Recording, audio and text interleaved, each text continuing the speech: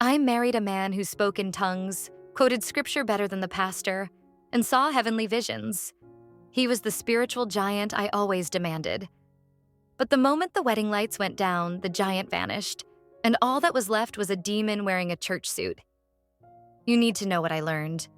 Ola was the pride of her church. She was beautiful, devoted, and had a voice that could make the whole congregation weep. When it came to faith, she was the absolute best, the gold standard. But behind that smile, she had one big dream: to get married. And not just to anyone. Ola was waiting for a spiritual superstar, a man who was as serious about God as she was, maybe even more serious. This desire started to mix with pride. When nice men from church asked her out, she'd dismiss them with a laugh. "You? Can you even pray hard for an hour?" she'd say. "I'm looking for a giant, not a beginner." Ola wasn't looking for a partner. She was looking for someone who proved she was the best too. Her high standards weren't wrong, but her pride blinded her to the true state of her heart. The man who sounded like heaven. Then Carl walked into her life. He was smooth, confident, and every word out of his mouth sounded like a profound message from God. He told grand stories of spiritual encounters and heavenly visions. Ola was completely swept away. Finally, she thought, someone who matches my fire. She was so convinced he was the one that she did the one thing she always told others not to do. She didn't stop to pray or ask God for a clear sign. Her desire was so strong, she just said yes. Their wedding was beautiful. Everyone said it was a perfect match, a union of two blessed souls. No one saw the danger lurking underneath. The perfect church. Carl vanished just weeks after the wedding. He became a completely different person, cold, mean, and obsessed with control.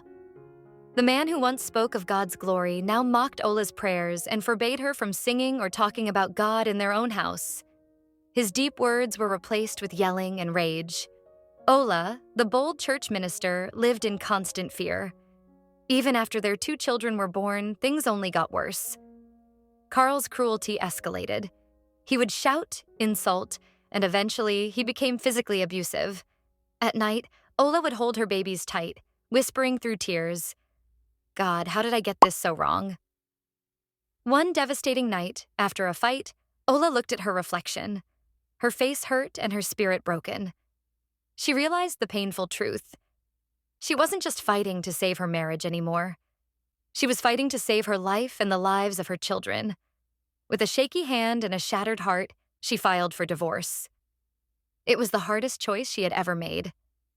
The church community whispered and judged her, but Ola understood that staying silent would cost her everything. After months of pain and legal battles, the judge finally granted her freedom. Walking out of that courtroom with her 2 little ones, she felt both broken and finally, truly free. Restored by grace, Ola learned the single hardest lesson of her life. Not every person who speaks passionately about God actually has God's heart. The performance is not the truth. Her tears became her ultimate teacher. Her suffering became the heart of her message. Her scars became her proof of survival. Today, Ola shares her story not with anger, but with a deep, clear purpose. She teaches that sometimes God lets us be broken, so he can rebuild us on a foundation of truth, not pride. Remember this: before you say "I do," you must first honestly ask, "Lord, is it you?"